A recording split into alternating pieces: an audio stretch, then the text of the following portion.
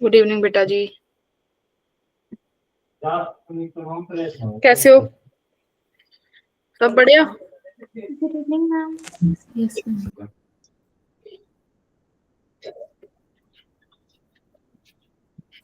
Simple पानी पिएगी ना coffee? Coffee. वो रोटी खानी है?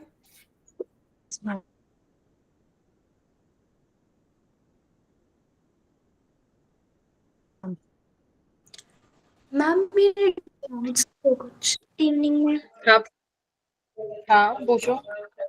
भेजिए मैम मैंने आपको पर्सनल।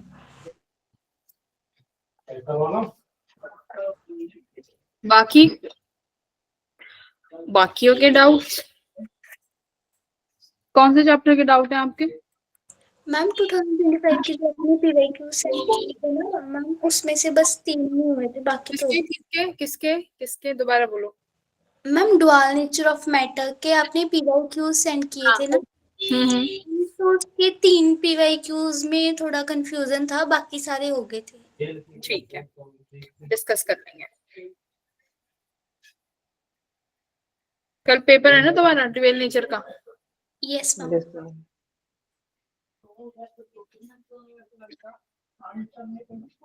अभी एटॉमिक वाला भी तो रहता है कल, वो भी तो आएगा पेपर में। वो तो तुम्हें बेटा अभी पढ़ाया ही नहीं मैंने।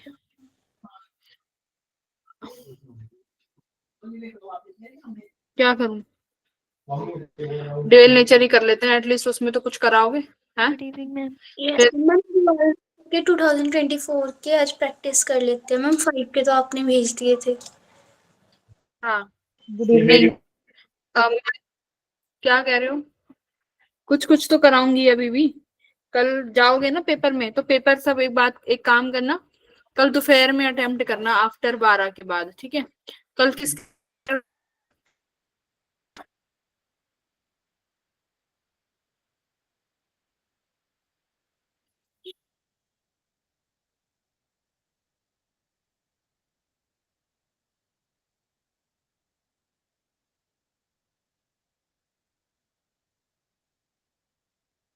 कल किस कल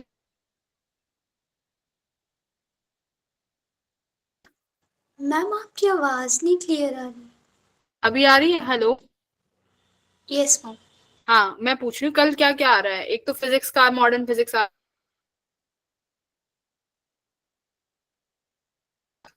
मैम फिर ब्रेक हो गई।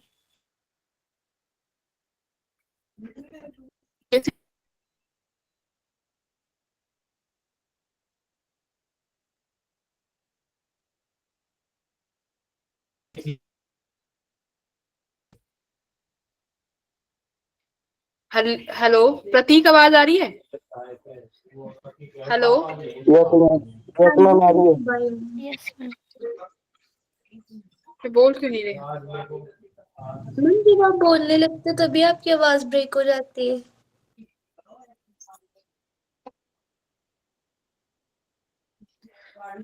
हाँ, मैं कह रही थी कल और क्या क्या आ रहा है। फिजिक्स आ रही है और मैम मैम। तीनों आ रहे हैं मतलब। यस। Yes ma'am. तुम्हारा इस हफ्ते तो कुछ पढ़ ही नहीं पाए ना, इस हफ्ते तो तुम इलेक्ट्रिक फील्ड में उलझ के रह गए। डाउट्स है?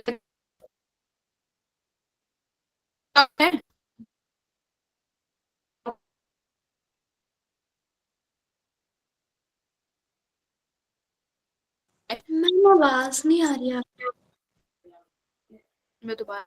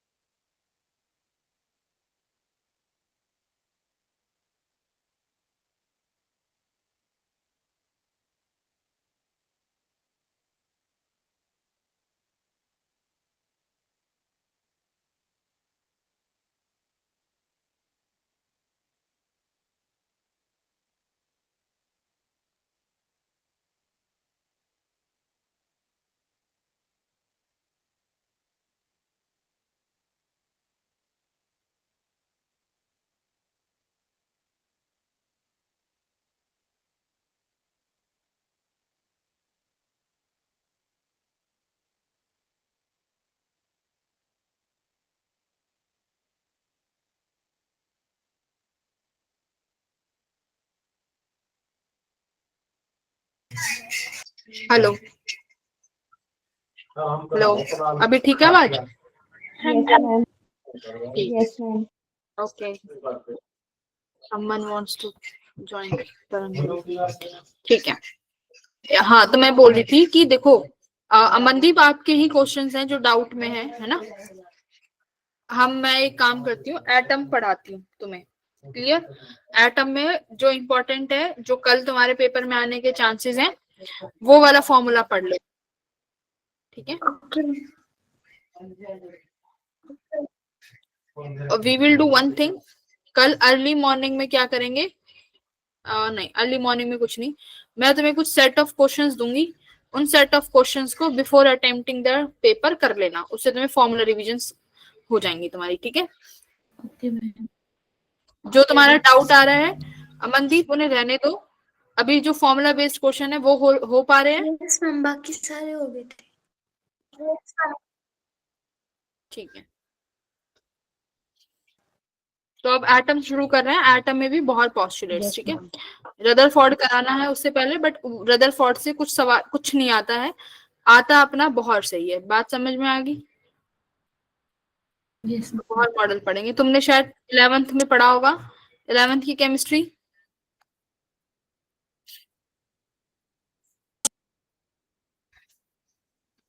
स्क्रीन, अच्छा स्क्रीन भी तो शेयर करनी होती है। Wait.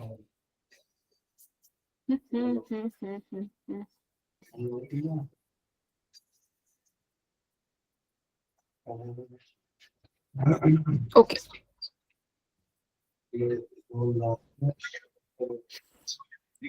Bohr model of hydrogen atom. देखो, हम एटम शुरू करने जा रहे हैं बेटा। एटम में ये पूरा ऐसे चलता है कि एटम की डिस्कवरी कैसे हुई। ठीक है? तो देखो, एटम किस डिस्कवरी कैसे कैसे हुई। पहले एक थॉमसन मॉडल आया था, अगर तुमने सुना हो तो, वाटरमेलन की तरह बताया था। ये जो हमारा एटम है वाटरमेलन की तरह होता है, क्लास 10th में पढ़ा होगा। शो नहीं हो रही। 2 मिनट की तसल्ली रखो। हो गई? Hello hello hello. Yes ma'am, आ रही है Yes, आपकी ma'am. बात? Yes, ma'am. अब होगी। हाँ, तो हमने क्या पढ़ा था कि हमारे पास एटम है। किसी ने पहले, कोई जे थॉमसन साइंटिस्ट थे, उन्होंने क्या बताया कि एटम कैसे बना है। एटम बना हुआ है कि वाटरमेलन की तरह, है ना? एक वाटरमेलन है, ऐसे बना हुआ है कि मतलब जो इलेक्ट्रॉन्स है, कहीं कहीं इलेक्ट्रॉन्स है, बाकी इलेक्ट्रॉन्स ऐसे बिखरे हुए हैं, जैसे कि वाटरमेलन में शीड्स होते हैं अलग अलग जगह पे। तो ये बिल्कुल रिजेक्ट हो जाता है। उसके बाद रदरफोर्ड का जो मॉडल आता है, रदरफोर्ड क्या बताते हैं? रदरफोर्ड मॉडल कहता है, उन्होंने सबसे पहले बताया था कि एटम होता कैसे है। इन्होंने बताया कि हमारे एटम में बीच में एक छोटा सा पार्टिकल होता है जो बहुत डेंस होता है, जिसमें बहुत ज्यादा मास इकट्ठा होता है, और वो एटम के बीच में होता है, जिसे क्या बोलते हैं हम? न्यूक्लियस। न्यूक्लियस के अंदर क्या होते हैं? प्रोटॉन। और न्यूक्लियस के अंदर क्या होते हैं? न्यूट्रॉन। और इसी न्यूक्लियस के चारों तरफ कौन रिवॉल्व करता है? इलेक्ट्रॉन्स। इलेक्ट्रॉन रिवॉल्व करता है ना? अब इलेक्ट्रॉन रिवॉल्व तो करता है, लेकिन ये जवाब नहीं दे पाए थे कि इलेक्ट्रॉन कौन सी ऑर्बिट में रिवॉल्व करेगा। रदरफोर्ड ने एटम का स्ट्रक्चर समझाया पहली बार। इन्होंने बिल्कुल सही बताया कि एटम कैसा होता है, कैसा दिखता है, बट ये लिमिटेशंस थी कि ये नहीं बता पाए कि इलेक्ट्रॉन जो है किन ऑर्बिट्स में रिवॉल्व करते हैं, क्या ऑर्बिट्स होती हैं। इसके लिए सबसे मोस्ट एक्यूरेट मॉडल आता है हमारा बोहर मॉडल। कैसा मॉडल आता है भाई? Bohr model. ठीक है? तो बोहर बताते हैं कि कौन से ऐसे शेल्स होंगे, कौन सी ऐसी ऑर्बिट होंगी जिसमें कौन रिवॉल्व करेगा? इलेक्ट्रॉन, है ना? बोहर बताने में कामयाब हो जाते हैं। बट इनकी लिमिटेशन क्या है? बोहर की भी लिमिटेशन है क्या? इनका मॉडल सिर्फ हाइड्रोजन लाइक एटम्स के लिए ही सही है। हाइड्रोजन लाइक एटम का मतलब क्या है? ऐसे एटम्स जिसमें एक ही प्रोटॉन हो। भाई हाइड्रोजन में क्या होता है बेटा? हाइड्रोजन यानी इस तरीके से लिखते हो, हाइड्रोजन में एक ही प्रोटॉन, एक प्रोटॉन और एक इलेक्ट्रॉन, ऐसा होता है। न्यूट्रॉन नहीं होता। तो हमारे पास हाइड्रोजन एटम जैसा मतलब कि जिस एटम में एक ही प्रोटॉन है, आप उसको क्या कर सकते हो, बोहर मॉडल से कंपेयर करके सही बता सकते हो। बाकी जो हैवी न्यूक्लियाई आती हैं उनमें बोहर मॉडल नहीं लगाया जा सकता। सही है, समझ आया? ओके। अब बोहर मॉडल के लिए तुम्हें क्या पढ़ना है, क्लास थोड़ी सी ऊपर भी चली जाएगी तो चुप बैठ के सुनते रहना। आज ये चैप्टर कंप्लीट हो, मतलब बोहर कंप्लीट हो जाएगा और यहीं से सवाल आते हैं। क्वेश्चन प्रैक्टिस हम देखते हैं कैसे करेंगे। आ जाओ। Bohr model of hydrogen atom ये पढ़ेंगे, एटमिक स्पेक्ट्रा पढ़ेंगे, बस ये दो चीजें पढ़नी है। तो देखो इन्होंने क्या बताया, बोहर ने बताया कि इलेक्ट्रॉन उन्हीं ऑर्बिट में रिवॉल्व करेगा जो कैसी ऑर्बिट होंगी, स्टेबल ऑर्बिट होंगी। कैसी ऑर्बिट होंगी बेटा? Stable orbit. समझ आया? अब स्टेबल ऑर्बिट का मतलब क्या है कि इलेक्ट्रॉन उन्हीं ऑर्बिट में घूमेगा जहां पर इलेक्ट्रॉन अपनी एनर्जी क्या ना करे, वेस्ट ना करे। आपने ईएमआई में क्या पढ़ा था? सॉरी, अगर बेटा कोई चार्ज रेस्ट में है तो वो क्या जनरेट करता है? Electric field. Electric field. अगर मैं इस चार्ज को मोशन में ले आऊं तो क्या जनरेट करता है? Magnetic. Magnetic field. Magnetic field. अगर इसी चार्ज को एक्सीलरेट कर दें तो क्या जनरेट करता है? हम दोनों मैग्नेटिक और electric. Electromagnetic waves, EM waves. EM wave में पढ़ा था ना कि चार्ज को एक्सीलरेट कर देंगे तो क्या जनरेट होगा? EM waves. अब एक बात सुनो, तुम्हारा इलेक्ट्रॉन क्या है? चार्ज है इलेक्ट्रॉन के पास। इलेक्ट्रॉन सर्कुलर मोशन में घूम रहा है। इलेक्ट्रॉन सर्कुलर मोशन में घूम रहा है मतलब इलेक्ट्रॉन के पास एक्सीलरेशन है। इलेक्ट्रॉन के पास एक्सीलरेशन है। अगर इलेक्ट्रॉन के पास एक्सीलरेशन है मतलब इलेक्ट्रॉन कॉन्टिन्यूअसली क्या रेडिएट कर रहा है? अपनी एनर्जी कर रहा है कि नहीं? यस। यहाँ पर यही सवाल का जवाब जो थे रदरफोर्ड नहीं दे पाए।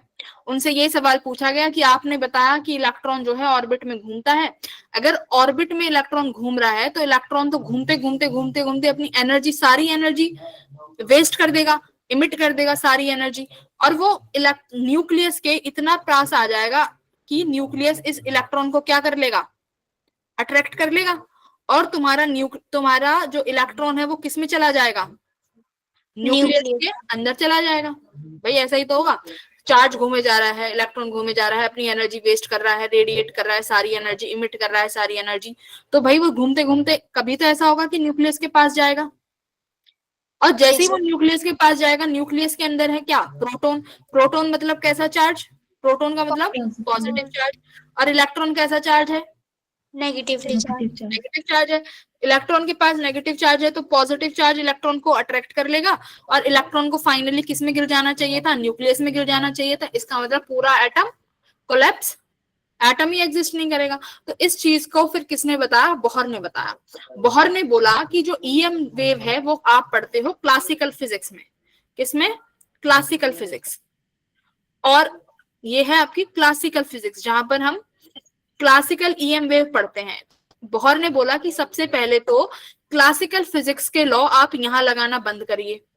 क्यों? ये आप क्या पढ़ रहे हो? आप एटमिक फिजिक्स। एटम फिजिक्स मतलब स्मॉलर लेवल पे चीजें चल रही हैं, बहुत छोटे चीज, स्मॉलर लेवल पे चीजें चल रही हैं। स्मॉलर लेवल पे कौन सी फिजिक्स काम करती है? Quantum physics. कौन सी physics? Quantum. Quantum quantum physics काम करती है। कि इन्होंने बोला कि क्लासिकल फिजिक्स इज डिफरेंट, उसके लॉज को आप क्वांटम फिजिक्स में मत लगाओ। इसका मतलब एटमिक लेवल पर चीजें बड़े वाले लेवल से बहुत डिफरेंट वर्क करेंगी। तो इन्होंने उस चीज को ही रिजेक्ट कर दिया। फिर ये आया स्टेबल ऑर्बिट का कॉन्सेप्ट, कि जिन ऑर्बिट्स में आपका इलेक्ट्रॉन घूमेगा, जिन ऑर्बिट्स में आपका इलेक्ट्रॉन रिवॉल्व करेगा, वहां पर इलेक्ट्रॉन कैसे घूमेगा? Without the emission of energy. यानी वहां तुम्हारा इलेक्ट्रॉन घूमते वक्त कोई भी एनर्जी रेडिएट नहीं करेगा। बात समझ में आई? इलेक्ट्रॉन सर्कुलर मोशन में घूमते वक्त कोई भी एनर्जी रेडिएट नहीं करेगा। इसने बोहर ने ये बताया। तो ये बोहर का पहला पोस्टुलेट है। ठीक है, क्या है? कि इलेक्ट्रॉन घूमेगा पर कोई एनर्जी इमिट नहीं करेगा। बस याद है? सेकेंड, अब इसने बताया कि हम ये तो बता दिया कि स्टेबल ऑर्बिट, अब वो स्टेबल ऑर्बिट है कौन से, कैसे बताओगे? तो स्टेबल ऑर्बिट वो ऑर्बिट है जहां पर तुम्हारा एंगुलर मोमेंटम, ठीक है, electron revolves only in those orbits, जिन ऑर्बिट्स का एंगुलर मोमेंटम किसके बराबर होगा? Integral multiple of h upon 2 pi. Angular momentum क्या है? L, ठीक है, अभी बताऊंगी। एंगुलर मोमेंटम किसके बराबर होगा बेटा?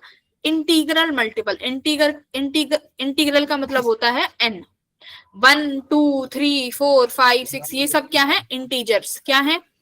इंटीजर। तो अगर मेरा उस पर्टिकुलर ऑर्बिट का एंगुलर मोमेंटम इंटीग्रल मल्टीपल है किसका? h अपॉन 2 पाई का। h क्या है? What is h? h है तुम्हारा प्लैंक्स कांस्टेंट। h है हमारा प्लैंक्स कांस्टेंट। 2 पाई को तो खुद ही कांस्टेंट है। अब देखो एंगुलर मोमेंटम क्या होता है? एंगुलर मोमेंटम होता है भाई, लीनियर मोमेंटम पढ़ा है? Yes ma'am. टॉर्क पढ़ा है? Yes ma'am. तो टॉर्क क्या होता है?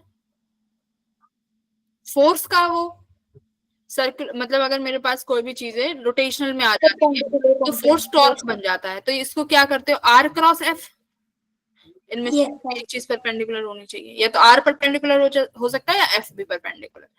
दूसरा होता है मेरे पास ऐसे ही angular momentum. Angular momentum linear momentum का कंपोनेंट है। यहां पर इसको क्या लिखोगे? R multiply by linear momentum. Linear momentum क्या होता है? लीनियर मोमेंटम p होता है, मास इनटू वेलोसिटी। तो एंगुलर मोमेंटम का फॉर्मूला क्या बनेगा बेटा? मास वेलोसिटी इनटू r, ठीक है। इस क्रॉस को हटा के क्या लग जाएगा? Sine theta. एंगुलर मोमेंटम क्या हुआ? mvr sine theta. समझ आया? अब देखो सर्कुलर मोशन में वेलोसिटी और रेडियस के बीच में कितना एंगल है? सर्कुलर मोशन में वेलोसिटी टेंजेंशियल होती है बेटा। देखो सर्कुलर मोशन में वेलोसिटी टेंजेंशियल है ना? Yes ma'am. भाई एक बात बताओ, अगर तुम किसी पत्थर को धागे में लपेट के ऐसे गोल गोल घुमा रहे हो और जैसे ही उस धागे को छोड़ते हो तो तुम्हारा वो पत्थर कैसे जाता है? सीधा जाता है ना? Yes ma'am. सीधा जाए। और सीधा क्या दिखा रहा है? कि उस पत्थर की जो वेलोसिटी है वो टेंजेंशियली है।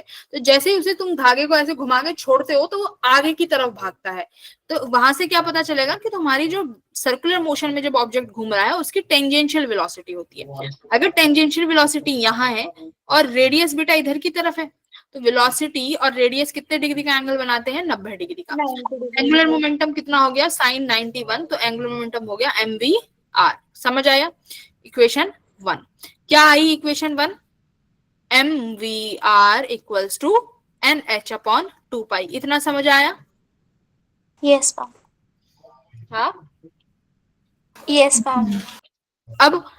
अब देखो यहाँ पे क्या बोला है इन्होंने?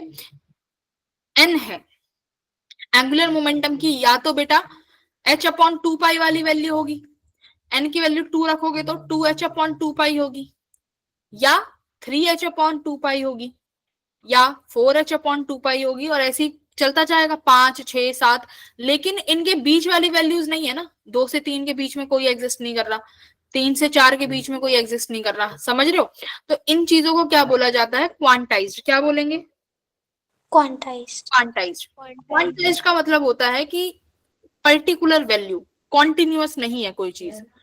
जैसे तुम्हारे पास मैं कहती हूँ 1 से लेके 100 तक गिनती है, तो अब मैं कहती हूँ कि बेटा मुझे बताओ 1 और 2 के बीच में कितनी वैल्यूज है, तो तुम क्या कहोगे? 1 और 2 के बीच में कितनी वैल्यूज है? इनफाइनाइट है ना। आप 1 मैम 1 के बाद 1.1 1.2 1.3, फिर उसके बाद आप बोल सकते हो क्यों मैम 1.35 1.36 1.37। ऐसी जो वैल्यूज होती हैं ये क्या होती हैं? कॉन्टिन्यूअस। ये बहुत सारी वैल्यूज हैं। लेकिन मैं तुम्हें कह दूं बेटा 1 के बाद सीधा 2 ही एग्जिस्ट करेगा, 2 के बाद सीधा 3 ही आएगा। ऐसी वैल्यूज क्या हो जाती है? क्वांटाइज्ड। क्या हो जाती है? क्वांटाइज्ड।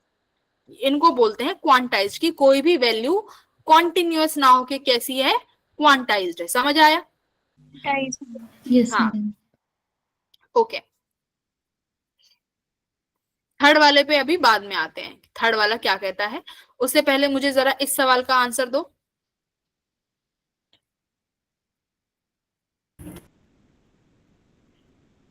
कौन सा एंगुलर मोमेंटम नहीं होगा? Ma'am option B.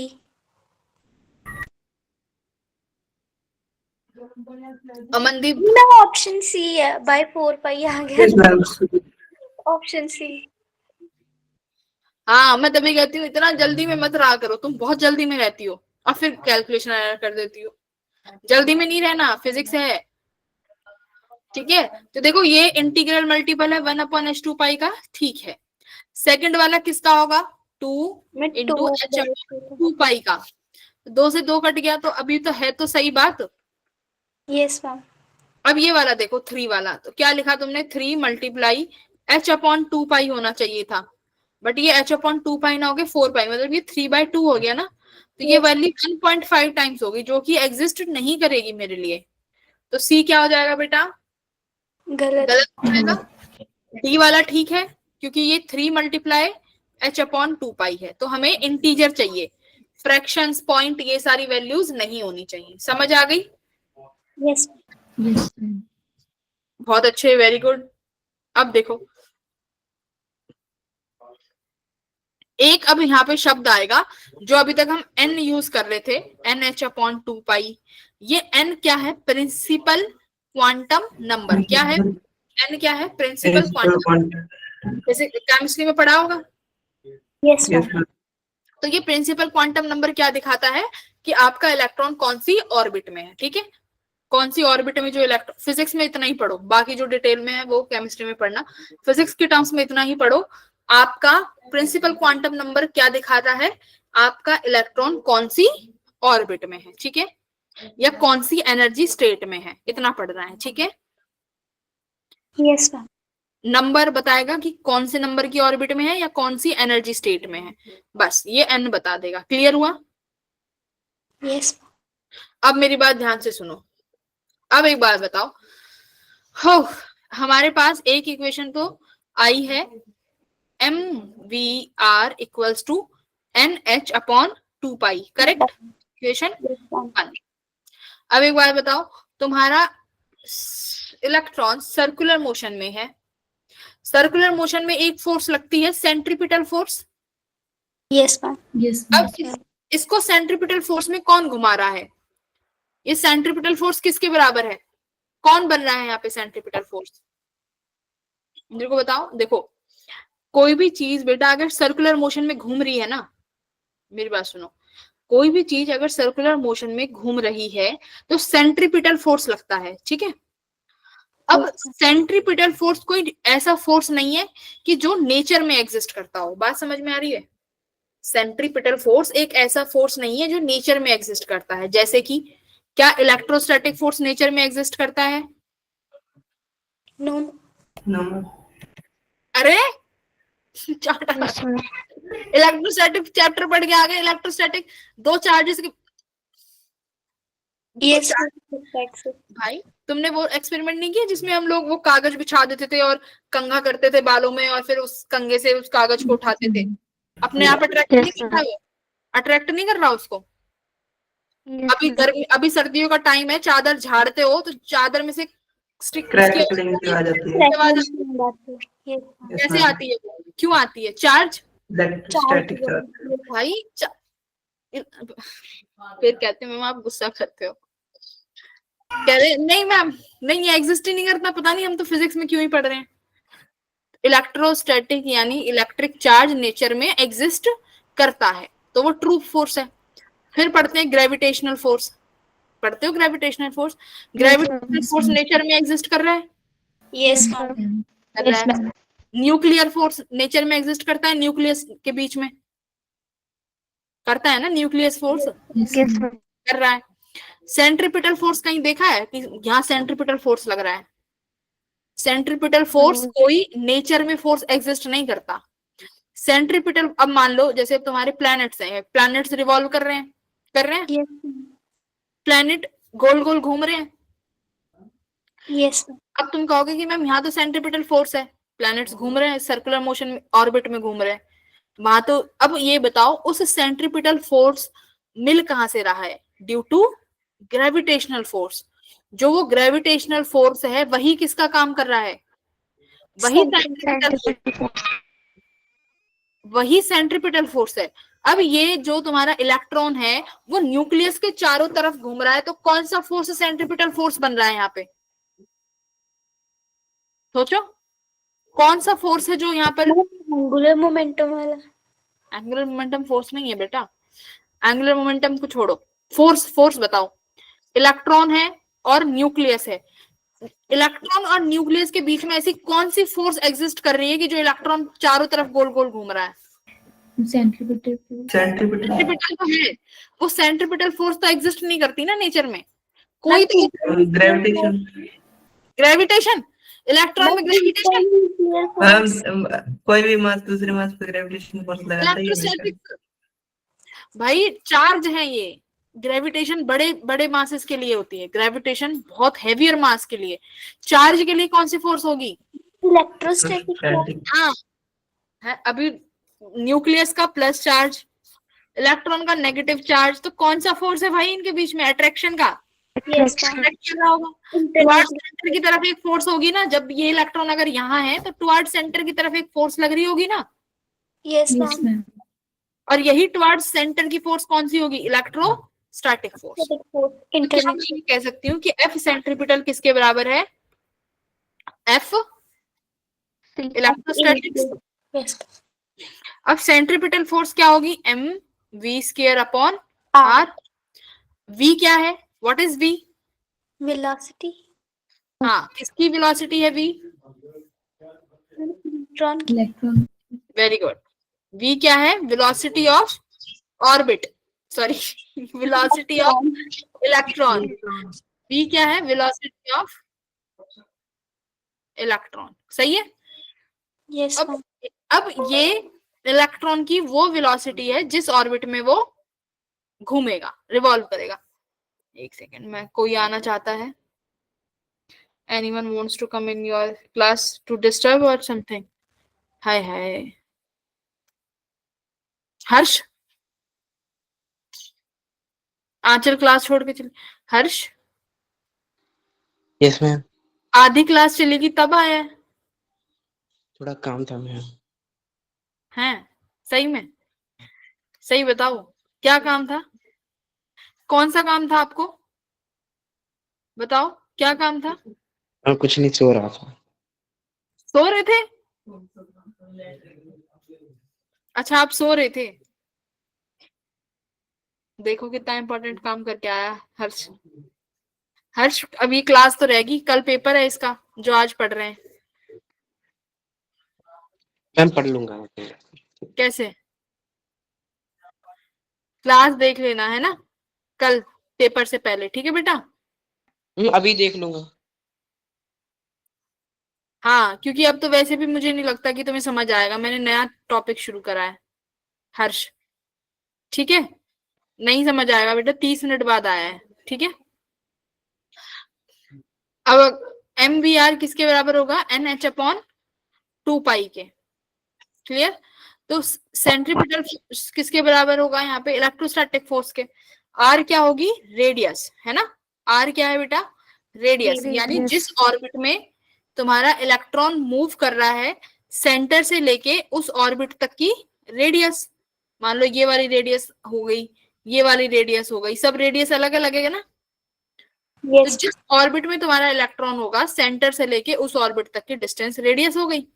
Electrostatic force क्या लिखोगे? न्यूक्लियस का चार्ज, है ना? यस। इलेक्ट्रोस्टैटिक फोर्स में 2 चार्ज होते हैं। एफ इलेक्ट्रोस्टैटिक्स का फॉर्मूला क्या लिखते हो तुम? के Q1 यहाँ पे 2 चार्ज हैं, एक तो न्यूक्लियस और दूसरा इलेक्ट्रॉन। एक तो इलेक्ट्रॉन लिख दोगे। अब न्यूक्लियस का चार्ज किसके बराबर होगा? पॉजिटिव चार्ज प्रोटॉन की। जितने प्रोटॉन है और मल्टीप्लाई बाय प्रोटॉन का एक चार्ज। मान लो अगर एक प्रोटॉन है तो कितना चार्ज हो जाएगा? Only E plus. अगर मेरे पास 4 प्रोटॉन होंगे तो कितना चार्ज होगा? न्यूक्लियस पे 4e+. 4E+. 4 तो बेटा नंबर ऑफ प्रोटॉन्स को किससे डिनोट करते हैं? Z से. किससे करेंगे नंबर ऑफ प्रोटॉन को डिनोट? Z. तुम अपनी मर्जी से नंबर ऑफ प्रोटॉन्स याद रखना कि मेरे को चार्ज लिखना है, तो अगर एक प्रोटॉन पे E चार्ज है तो 4 का कितना हो जाएगा? 4E, 5E, 6E. ठीक है, तो मैं यहाँ क्या लिखूंगी? KE ZE upon R square. तो यहां से क्या फॉर्मूला आया? MV square equals to R से एक R काटोगे, KE square Z upon R. ये आ गया सेकंड फॉर्मूला है. ओके, तुम्हारे पास दो इक्वेशंस आ गई. ठीक है, अब मैं क्या करती हूं, हम क्या करेंगे, एक काम करेंगे. क्या काम करेंगे? यहां से R की वैल्यू निकालो, सेकंड इक्वेशन से R निकालो. Z के E square upon MV square, equation third. इस R को उठा के कहां पुट कर दो? फर्स्ट में. समझ में आया? R को उठा के कहां रखेंगे बेटा जी? पहले में. तो देखो क्या आएगा? MV Z के E square upon MV square equals to NH upon 2 pi. ठीक है जी, आ गया. जरा वेलोसिटी निकालो यहां से, V किसके बराबर आ रही है? सारे जन वेलोसिटी निकालेंगे.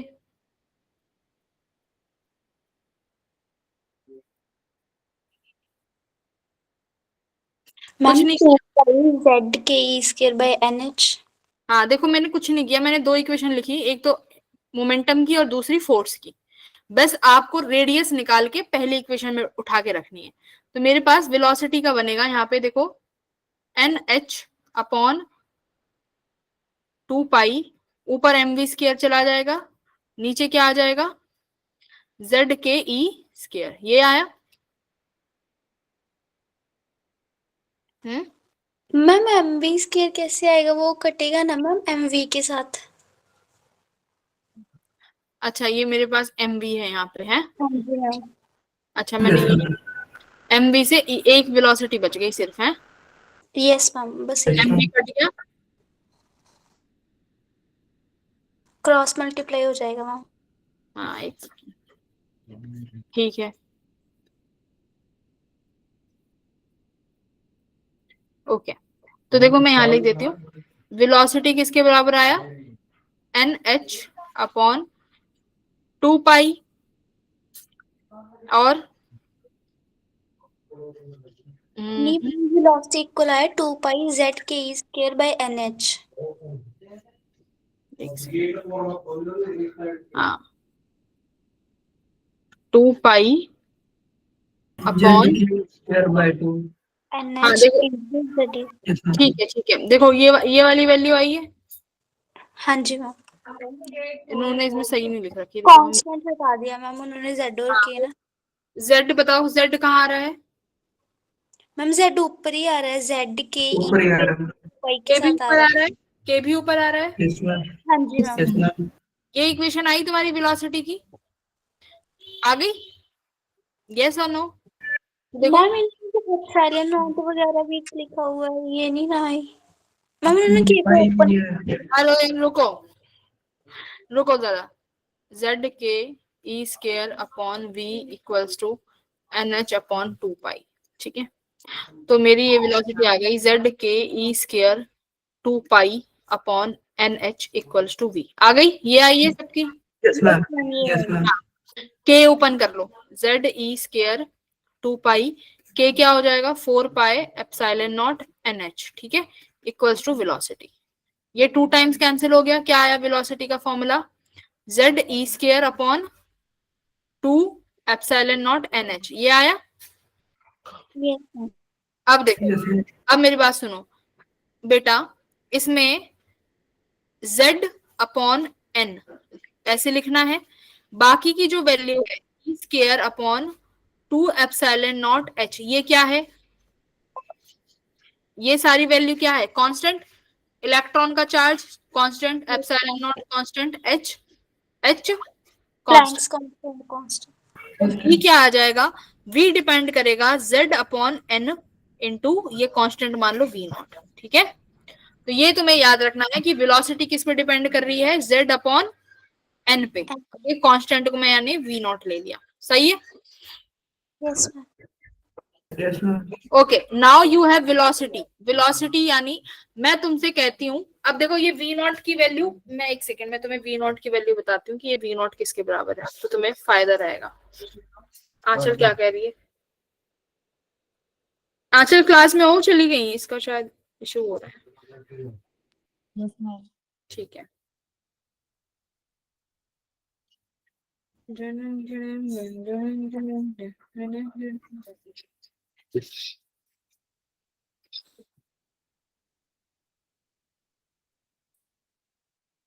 एक सेकंड रुको जरा।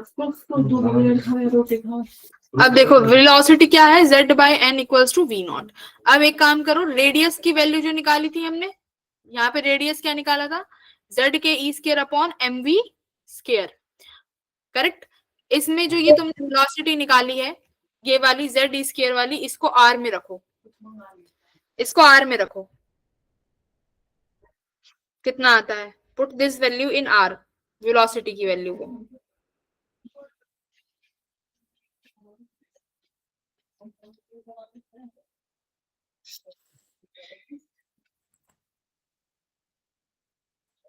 मैं आपको इतने एक काम कराती हूँ, ये v नॉट की वैल्यू नोट करा देती हूँ कि ये v नॉट किसके बराबर आएगा।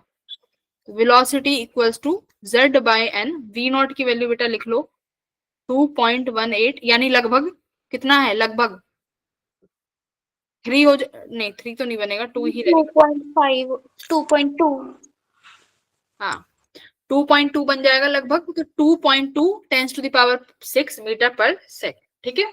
तो ये याद रखने की जरूरत नहीं है वैसे, v नॉट की वैल्यू क्या याद रखना, z बाय n याद होना चाहिए, क्लियर। ऐसे ही अब तुम इस वैल्यू को बेटा किस में उठा के रखोगे, r में उठा के रखोगे। तो मैं यहाँ पे सीधी एक चीज लिखवाती हूँ, तुम्हारा r आ रहा होगा, देखो यहाँ पे n स्केयर अपॉन z, और यहाँ एक कांस्टेंट होगा जो भी होगा, इस कांस्टेंट को क्या मान लेना, a नॉट। क्या मान लोगे, A a नॉट, ठीक है। ये कांस्टेंट a नॉट है, और ये कब बनेगा, अगर n की वैल्यू क्या रख दो 1, और z की वैल्यू भी क्या रख दूं 1, तो r किसके बराबर आ गई, a नॉट के बराबर। तो जब रेडियस a नॉट के बराबर हो जाती है तो उसे क्या बोलते हैं, बॉहर रेडियस। क्या बोलोगे, बॉहर रेडियस। Bore radius. ये किसके लिए है, ये हाइड्रोजन z इक्वल्स टू 1 किसके लिए होता है, हाइड्रोजन के लिए। हाइड्रोजन के लिए। हाइड्रोजन के पास एक ही प्रोटॉन होता है, यानी ये हाइड्रोजन की रेडियस है कौन सी ऑर्बिट के लिए, n इक्वल्स टू 1 के लिए। ये हाइड्रोजन रेडियस है फॉर फर्स्ट। First तो अगर पूछा जाए व्हाट इज बॉहर रेडियस, तो ये बॉहर रेडियस समझ में आ गया। हमारे पास n की वैल्यू भी 1 हो जाए और z की वैल्यू भी 1 हो जाए तो क्या बन जाएगी, रेडियस, बॉहर रेडियस बन जाएगी। अभी h स्क्वायर एप्सिलॉन नॉट, ये कुछ याद रखने की जरूरत नहीं है। दो चीज याद रखनी है जो अभी तक तुमने सीखी है, क्या मैम, वेलोसिटी आई है क्या, z upon n v not, radius ma'am आई है n square upon z a naught. Clear है, ये दो चीजें याद होनी यस चाहिए। मैम। z क्या है, what is z, number of, Number of protons. और z इज एटॉमिक नंबर, एक ही बात है। Yes ma'am. ये दोनों चीजें याद रखनी है, वेलोसिटी और ये तुम्हारी रेडियस, वेलोसिटी ऑफ इलेक्ट्रॉन और r is the radius. Okay जी। तीसरी चीजें आती हैं एनर्जी। तीसरी क्या होती है, तीसरी होती है बेटा एनर्जी। एनर्जी। अब हम एनर्जी निकालेंगे, ठीक है। तो अब एनर्जी की जो बात है ना, ये जो यहाँ एनर्जी लिखी हुई है, ये वाली जो वैल्यूज हैं, ई स्क्वायर की वैल्यू और ये वाली वैल्यूज देखो कैसे आती हैं। ये जब हम बहुत उसका इससे पहले एक वाला लेक्चर जो पढ़ते हैं उसमें बस एक छोटी सी चीज निकालते हैं हम, कि काइनेटिक एनर्जी कितनी होगी, ठीक है। किसी इलेक्ट्रॉन की और न्यूक्लियस के बीच की। बात समझ में आई? Yes ma'am. मैम हाँ,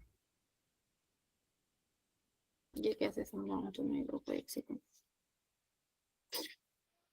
okay, this is not kinetic energy, this is total energy, कि टोटल एनर्जी कितनी एसोसिएटेड है।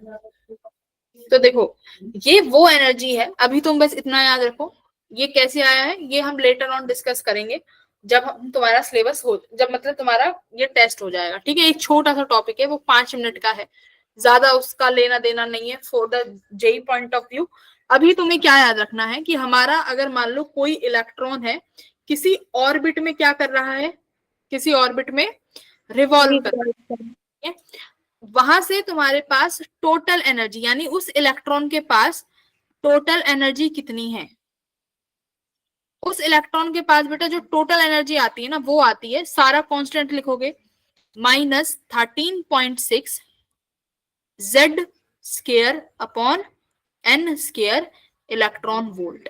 ये हाईली इंपॉर्टेंट चीज है जो मैंने यहां लिखवाई है, वेरी वेरी हाईली इंपॉर्टेंट, ठीक है। ये चीज याद रहेगा। Yes ma'am. अब तुमने रेडियस, वेलोसिटी और तीसरी क्या है, इलेक्ट्रॉन के पास टोटल टोटल एनर्जी।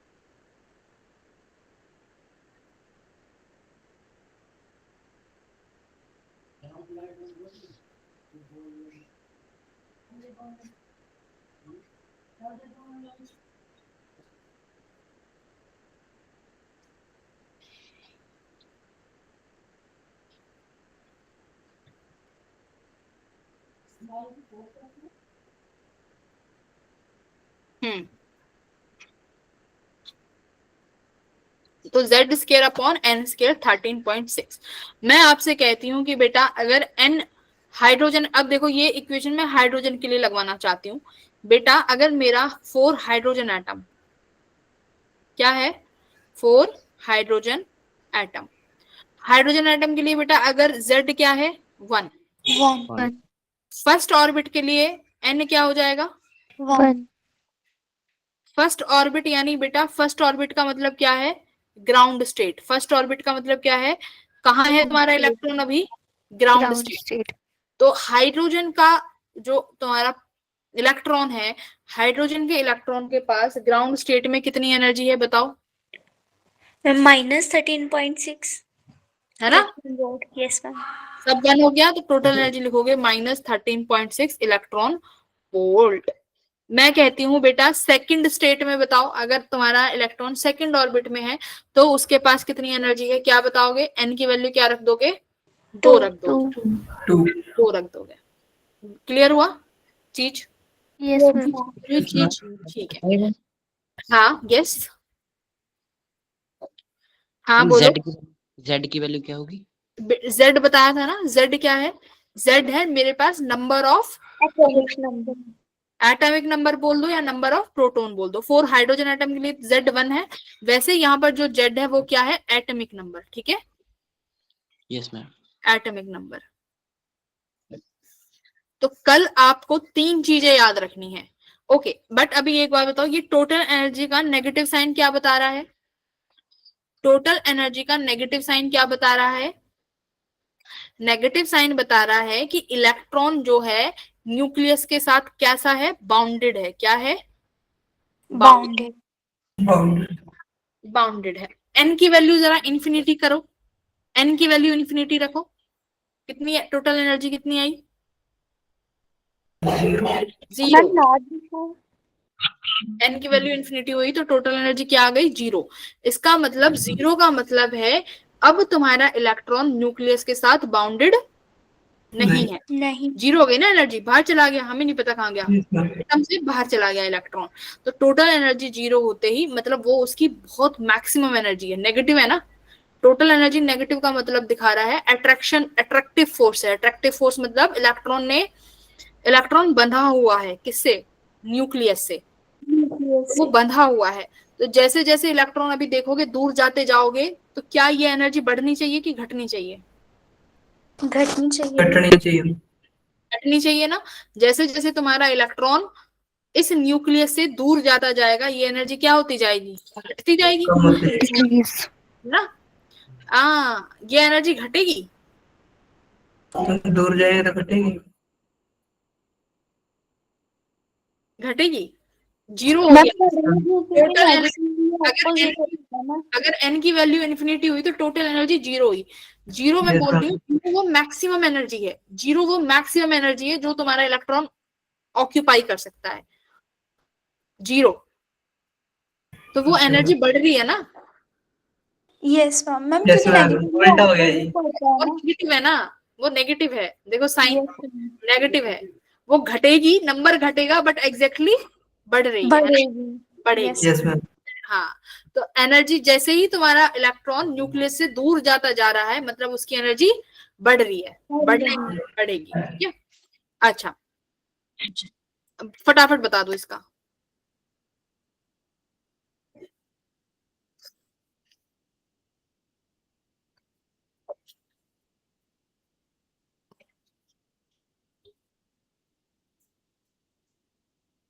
फॉर्मूले नोट करें।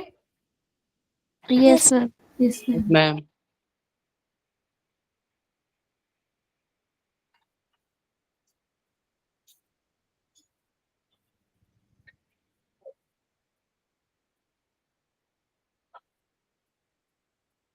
हाँ, यस बोलो। मैम ए नॉट की वैल्यू कितनी? 4.7 ए नॉट की वैल्यू इन्होंने, हाँ 4.77 10 पर -10। मैम ए नोट तो हमें पता ही नहीं, जेड तो पता है 1 है मैम, एन स्क्वायर हो गया 9। फिर तुम फिजिक्स के बच्चे हो, इसका क्या काम है? ये क्या है? ये कौन सी, देखो मैंने तुम्हें क्या बताया था, ए नॉट क्या है? बहुत Or radius. Yes, ma'am. Constant का बोला मैंने, बोला बहुत रेडियस है, वैसे वैल्यू कांस्टेंट है बट एग्जैक्टली बहुत रेडियस है। बहुत रेडियस का मतलब ये कौन सी रेडियस है? ये वो रेडियस है जहां पर z की वैल्यू 1 है और n की वैल्यू, And 3. n की वैल्यू 1 है। अगर n की वैल्यू 1 है, z की वैल्यू 1 है, तो ये वही तो ऑर्बिट है, ये तो r a नॉट के बराबर आ गया ना। और यही Yes, a नॉट में दिया हुआ है, inner most electron orbit of hydrogen atom. Inner most का मतलब क्या है? n इक्वल्स टू 1 ही तो होगा, और इससे छोटा तो कुछ n होगा ही नहीं, 1 से शुरू होगा। तो ये a नॉट की तो वैल्यू दे रखी है तुम्हें, ठीक है। Yes ma'am. हम्म, और अगर ए नॉट, जैसे मैंने तुम्हें वी नॉट की वैल्यू लिखवाई थी कितनी, 2.18 इंटू 10⁻⁶ मीटर पर सेकेंड। ए नॉट की लिखना चाहते हो तो ए नॉट की भी लिख लो, मैं लिखवा देती हूँ यहाँ पे तुम्हें, वेट एक सेकेंड। लिखिए, ए नॉट है 0.52 आर्मस्ट्रॉन्ग, 0.52 आर्मस्ट्रॉन्ग, ठीक है। मैम आंसर है 47.7 इंटू 10⁻⁻14। देख लेते हैं क्या है। नंबर 10 पर -10 है। 4.77। यस मैम, सही है। ठीक है, ओके। अगर मैं Yes, ma'am. तुम्हें कहती हूँ ये ए नॉट है, आपको रेडियस n इक्वल्स टू 3 दिया है, बट अब की बार मैंने जो आपको एटम दिया है, मैंने लिथियम दे दिया कि लिथियम के लिए, लिथियम पॉजिटिव है, लिथियम के लिए n की वैल्यू अगर 3 है तो मुझे रेडियस निकाल के बताओ, क्या करोगे? क्या लिखोगे? r मैम बस जेड की वैल्यू चेंज हो जाएगी उसमें। n square upon z a not. n क्या है? अभी भी मैंने बोला है लिथियम के लिए n की वैल्यू तो 3 रहेगी, n चेंज नहीं होगा, जो नंबर पूछा है वो ही नंबर रखना है। तो यहाँ पे 3 3 जा वही 9, लेकिन लिथियम के लिए z क्या होता है? 3। हाँ, है ना, हाइड्रोजन, हीलियम और फिर आता है लिथियम। तो लिथियम के लिए z की वैल्यू क्या हो जाएगी? 3। तो यहाँ रखोगे 3 a नॉट, तो ये कितना आया? Rn 3 times of a naught. Clear हुआ? Yes ma'am. बस 3 से मल्टीप्लाई कर देना इस 5.3 को, तो ऐसे ही तुम लिथियम जो भी तुम्हें दिया हो निकाल सकते हो। क्लियर हुआ? Yes Yes, ma'am. ma'am. Okay, very good.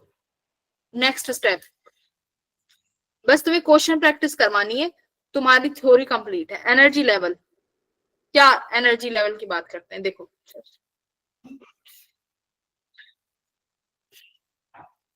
ये जब n इक्वल्स टू 1 होगा, ठीक है। अगर मान लो मैं बोल रही हूँ कि तुम्हारा इलेक्ट्रॉन बेटा फर्स्ट ऑर्बिट में है, तो वो कौन सी ऑर्बिट है? Ground state. Ground state. Ground. Yes, ma'am. n equals to 2 का मतलब क्या है? कौन सी स्टेट है? First excited. एक्साइट होगा ना electron. n Yes, equals ma'am. To ground state. पहली अगर तुम्हें बोली जाए कि मुझे बताओ हाइड्रोजन के इलेक्ट्रॉन की एनर्जी कितनी होगी अगर वो पहली एक्साइटेड स्टेट में है, तो n की वैल्यू क्या रखेंगे? 2 रखेंगे। 1, टू। ये 1 वाला 2 रखेंगे। अगर मैं कहूँ सेकंड एक्साइटेड स्टेट है, तो सेकंड एक्साइटेड स्टेट कौन सी होगी भाई? n की 3. वैल्यू क्या रखेंगे? n equal 3। n की वैल्यू रखेंगे हम 3। चलो बढ़िया, समझ में आ गया। तो हाइड्रोजन Yes. में फर्स्ट ग्राउंड स्टेट कितनी थी? -13.6। ये कितनी हो जाएगी? -13.6 अपॉन 4। थर्ड कितनी हो जाएगी? -13.6 अपॉन 9। क्लियर हुआ?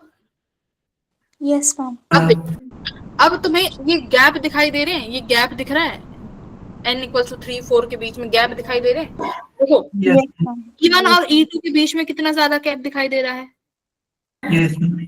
फिर ये गैप घटता जा रहा है क्या? ये गैप घटता जा रहा है ऊपर? Yes, ma'am. Yes, ma'am. हाँ। तो जैसे जैसे तुम हायर एनर्जी स्टेट में जाओगे, एनर्जी का जो गैप है ये क्या होता जाएगा? डिक्रीज होता जाएगा। कम होता जाएगा। और जैसे जैसे हायर एनर्जी स्टेट यानी n की वैल्यू जैसे जैसे बढ़ाते जाओगे तो एनर्जी स्टेट ओवरलैप करने लगेंगी। जैसे देखो यहाँ पर सब ब्लू ब्लू दिखा दिया, ये ओवरलैप कर गए। ये कौन सा रीजन आ जाता है बेटा? ये मेरा कंडक्शन रीजन आ जाता है। मैं जस्ट समझाने के लिए बता रही हूँ। कंडक्शन रीजन का मतलब क्या है? कंडक्शन रीजन में यही तो होता है कि इलेक्ट्रॉन के बीच में जो हाँ, कि यहाँ से हम इलेक्ट्रॉन्स को आराम से निकाल सकते हैं, क्योंकि इन एनर्जी लेवल्स में जो डिफरेंस है वो क्या है? बहुत कम है। तो जैसे जैसे n की वैल्यू बढ़ेगी, एनर्जी का जो डिफरेंस है, एनर्जी का गैप है, वो क्या होता चला जाएगा? घटता चला जाएगा। ओके जी, कम होता चला जाएगा। अब एक मुझे बात बता दो, कम होता चला जाएगा, बहुत अच्छी बात बताई है आपने। मेरे पास कोई इलेक्ट्रॉन ग्राउंड स्टेट में पड़ा हुआ है। किस में पड़ा हुआ है भाई? Ground state. मैं इसको ग्राउंड स्टेट से कहां पहुंचाना चाहती हूँ? कहां पहुंचा दूं? मैं चाहती हूँ ये इलेक्ट्रॉन ग्राउंड स्टेट से पहली एक्साइटेड स्टेट में चला जाए। कैसे पहुंचाओगे पहली एक्साइटेड स्टेट में? मैम एनर्जी देके। एनर्जी देके। सही बात है भाई। देखो E2 की वैल्यू बताओ कितनी है फटाफट से। -13.6 को 4 से डिवाइड करो, कितना आ रहा है?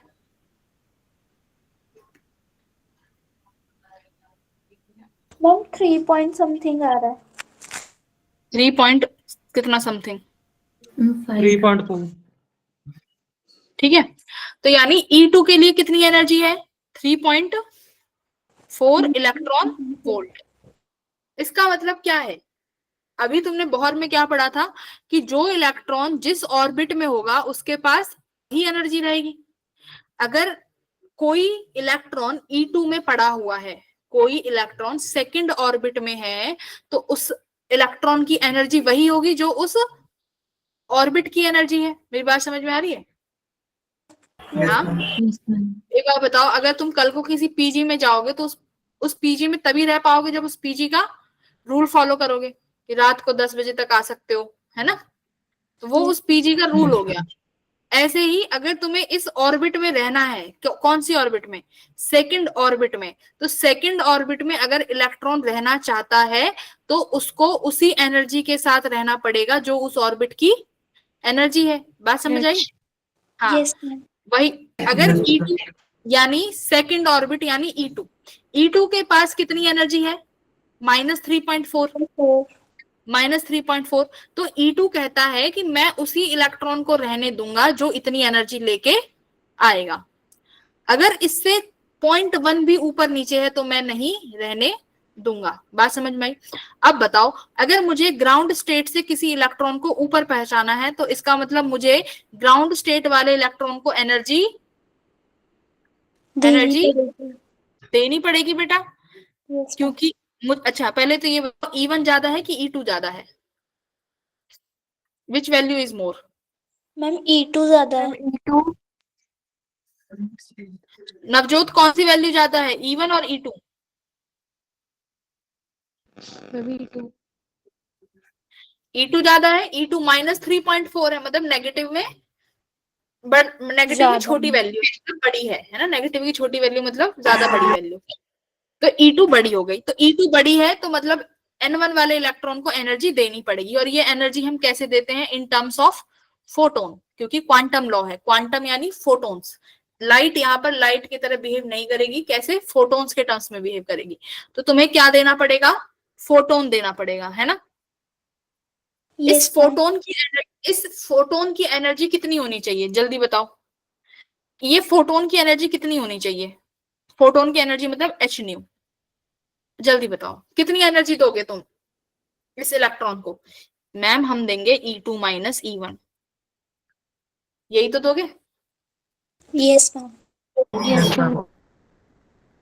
इन दोनों का डिफरेंस है, यही तो है भाई। E2 में मान लो E2 में 5 टॉफी लेके जानी है, E1 के पास एक ही टॉफी है, और E2 के पास 4 टॉफी लेके ही जा सकते हो, वरना नहीं जा सकते। तो E1 तुम्हें और कितनी टॉफी, मतलब एक फोटोन तुम्हें और कितनी टॉफी देगा, 3 ना, डिफरेंस लिया ना, 4 माइनस 1 डिफरेंस लिया, है ना। ऐसे ही एनर्जी का डिफरेंस लेंगे, E2 माइनस E1, क्लियर हुआ। Yes ma'am. 10.4। तो यानी अगर हमें E1, हमें इस इलेक्ट्रॉन को ऊपर पहुंचाना है, तो मुझे एक फोटोन ऐसा देना पड़ेगा जिसकी एनर्जी फोटोन की कितनी होगी, 10.4। 4 आ रही है क्या, 2 आएगी, 10.2 इलेक्ट्रॉन वोल्ट, क्लियर हुआ। Yes, ma'am. Yes ma'am. मजा आ गया। अब मुझे बताओ, अगर कोई एक ऐसा फोटोन आ रहा है जिसके पास 10 इलेक्ट्रॉन वोल्ट की एनर्जी है, 10 नहीं, चलो ऐसा फोटोन आया जिसकी एनर्जी 10 इलेक्ट्रॉन वोल्ट की है, उसके साथ क्या होगा, क्या तुम्हारा इलेक्ट्रॉन उस फोटोन को लेगा, नो नहीं मैम। लेगा, No, एब्जॉर्ब नहीं ma'am. करेगा। ये इलेक्ट्रॉन उसी फोटोन को खाएगा जो इसके काम का होगा। इसके काम का क्या है, या तो वो फोटोन उसको E2 में पहुंचा दे, या E3 में पहुंचा दे, या E4 में पहुंचा दे, क्योंकि E2 और E3 के बीच में कोई लेवल एग्जिस्ट नहीं कर रहा, नहीं कर और E2 के बीच में जो एनर्जी है वो एग्जिस्ट नहीं कर रही, और इन्हीं वैल्यूज को बोलते हैं डिस्क्रीट एनर्जी। यानी तुम्हारा इलेक्ट्रॉन के पास कैसी एनर्जी है, डिस्क्रीट एनर्जी है, या तो -13.6 होगी या -3.4 होगी, है ना, या वो E3 वाली आएगी 13.6 डिवाइडेड बाय 9। तो ये कैसी एनर्जी है, डिस्क्रीट एनर्जी, क्लियर हुआ। तो यस अब देखो, इस एच न्यू को क्या लिख सकते हो, E2 माइनस E1, तो मैं क्या ऐसे लिख दूं, H nu equals to E2 क्या आया था, -13.6 Z square upon N2 square plus 13.6 Z square upon N1 square. अच्छा ये तो इमिशन वाली हो जाएगी ना, ये इमिशन वाला नहीं है, तो एब्जॉर्प्शन वाला है, इसे छोड़ दो, एब्जॉर्प्शन पे नहीं करते, इमिशन में करते हैं, इमिशन में सीखेंगे, अभी छोड़ो। ये क्लियर हुआ, H nu equals to E2 minus E1, Yes, ठीक है। ma'am. Yes, ma'am. Yes, ma'am. अच्छा अब एक बात बताओ, अगर कोई इलेक्ट्रॉन ऊपर पहुंच गया, किसी इलेक्ट्रॉन को इतनी एनर्जी मिल गई भाई, वो E3 E4 में पहुंचा हुआ है, अब वो कह रहा है कि अब ये एनर्जी में मेरे पास बहुत एनर्जी है, मेरे को अपनी एनर्जी रिलीज करनी है, यानी वो ऊपर से अब नीचे आना चाहता है, तो कैसे आएगा, मतलब 3 से वो नीचे आना चाहता है, तो कैसे आएगा, या तो वो यहां आ जाए 2 पे, या 1 पे, यहां आएगा, correct. Yes, ma'am. Yes ma'am. Yes, ma'am. इसे क्या बोलते हैं, इसे क्या बोलेंगे, इलेक्ट्रॉन का ये ट्रांजिशन हो रहा है, कहां से, हायर एनर्जी लेवल से लोअर एनर्जी। अब बताओ, अब ये तुम्हारी E3 है, ये E2 है, इसने भी एक फोटोन निकाला, इसने भी एक फोटोन निकाला, मान लो ये पहला इलेक्ट्रॉन है और ये दूसरा। मुझे बताओ पहला जो फोटोन निकलेगा उसकी एनर्जी कितनी होगी, पहला जो फोटोन निकला उसकी एनर्जी कितनी हुई भाई, ma'am E3 minus E2। E3 minus हाँ। E2. उतनी, अब देखो अब एनर्जी इमिट भी तो इतनी ही करेगा वो। भाई E3 वाले के पास ज्यादा एनर्जी है, अब उसे E2 में आना है तो उसको वो वाली एनर्जी चाहिए जो E2 के पास है। तो इसका मतलब अगर वो ऊपर से नीचे आ रहा है तो ऊपर वाले के पास ज्यादा एनर्जी है, ऊपर Yes. वाले के पास ज्यादा एनर्जी है। अगर उसके पास ज्यादा एनर्जी है और वो कम एनर्जी में आना चाह रहा है तो अपनी एनर्जी को लूज करेगा। हाँ, अपनी एनर्जी को लूज करेगा। और वो लूज किस टर्म में करता है? फोटोन में। एक फोटोन इमिट कर देगा। अब जो फोटोन बाहर निकला उसकी एनर्जी क्या होगी? पहले वाले केस में E3 माइनस E2, सेकंड वाले केस में क्या होगी? E3 minus E3 minus E1। E1। बहुत बढ़िया, समझ आ गया? Yes ma'am. बहुत बढ़िया, वेरी गुड। तो ये रहा है ना फर्स्ट एक्साइटेशन स्टेट में हमें 10.2 की एनर्जी चाहिए थी जो हम डिस्कस कर चुके हैं। वेरी गुड बेटा जी। एंड जब इन्फिनिटी हो जाता है तो इलेक्ट्रॉन की एनर्जी 0 इलेक्ट्रॉन वोल्ट हो जाती है, यानी अब इलेक्ट्रॉन बाउंडेड स्टेट में नहीं है, वो अनबाउंड हो चुका है, वो खुला घूम रहा है। ठीक है, बढ़िया। Yes ma'am. ये रहा। अब हम करेंगे इमिशन, इमिटेड फोटोन की एनर्जी के बारे में बातें। ओके, तो E equals to H nu, emitted photon की एनर्जी की बात हो रही है, कितनी है? H new. एच न्यू को और क्या लिख सकते हो? H C upon lambda. तो यही है। अगर मेरे को ये वाला जो ट्रांजिशन दिखाना है, कैसे दिखाओगे ये ट्रांजिशन? जो एच सी अपॉन लैम्डा है ये किसके बराबर होगा? E3 माइनस E1 के, करेक्ट? Yes ma'am. इस E3 माइनस E1 को क्या लिखेंगे अब? एक मिनट, देखो मैं यहीं पे लिखवा देती हूँ। H C upon lambda equals to, बेटा E3 की एनर्जी क्या लिखोगे? Minus 13.6 Z² upon N। ये तुम्हारा इलेक्ट्रॉन अभी कहाँ है? इनिशियल। बेटा ये इनिशियल स्टेट में है और फाइनली यहां आना चाहता है। तो जहां पर इलेक्ट्रॉन पहले पड़ा हुआ है उसे क्या स्टेट बोलूंगी मैं? N initial. अभी रुको, N3, तुम अभी N3 लिख लो। सेकंड थर्ड से आएगा N3² प्लस 13.6 Z² अपॉन, किस में आना चाह रहा है? 1 में, N1²। इतनी किसी को दिक्कत है अभी? No ma'am. E3 की वैल्यू लिखी अपॉन N3 और मैंने क्या लिखा? E1 की लिखी अपॉन N1। सही है? कोई गड़बड़ तो नहीं करी अभी तक? है? No ma'am. ठीक है। अब एक काम करो, H C upon lambda equals to, बाहर क्या निकाल लें? 13.6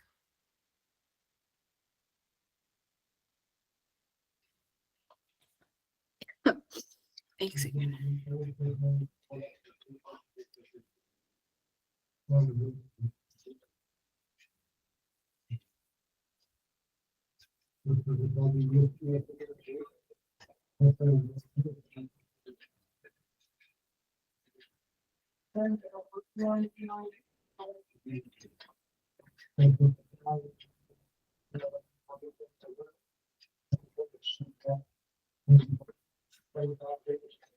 अगर मैंने माइनस कॉमन लिया तो यहाँ क्या बचेगा? N1 का N3 का स्क्वायर माइनस 1 अपॉन N1 का स्क्वायर, करेक्ट है बेटा? ये बचेगा क्या? Yes ma'am. Yes, ma'am. अब मैं इसको क्या लिख सकती हूँ? देखो, H C upon lambda equals to minus 13.6 Z²। ये क्या बना? 1 अपॉन N3 को क्या लिखूंगी अब? ये तुम्हारी इनिशियल स्टेट थी N3। Yes ma'am. मेरे को एक बार देखने देना, ठीक है? ये मेरी इनिशियल स्टेट है, N इनिशियल का स्क्वायर माइनस N1 अपॉन, ये क्या बचा? N1, N फाइनल का स्क्वायर, करेक्ट? ऐसे आ रहा है इनिशियल भाई N1 तुम्हारा फाइनल आया था ना, फाइनली कहाँ पे आके गिरा था electron? Ground state. Ground state में। तो N1 तुम्हारी फाइनल स्टेट हो गई। सुनो, मैं अब HC upon lambda equals to 13.6 Z square करती हूँ, माइनस को अंदर ले जाओ तो ये बन जाएगा N फाइनल का square minus 1 upon N initial का स्क्वायर। बताओ यहाँ तक ठीक है? ये फॉर्मूला याद रखना है, ये फॉर्मूला याद रखना है। HC upon lambda equals to 13.6 Z square 1 upon N final square minus N initial square. कुछ भी भूल जाओ, बस ये फॉर्मूला नहीं भूलना है। करोड़ों सवाल बनते हैं यहाँ से। बोलो। Yes ma'am. Yes, Yes, ma'am. ma'am.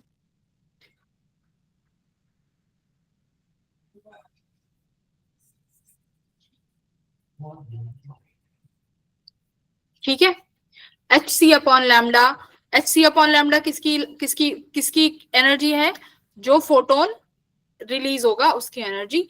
13.6 Z square 1 upon N final square minus 1 upon N initial square. Clear है?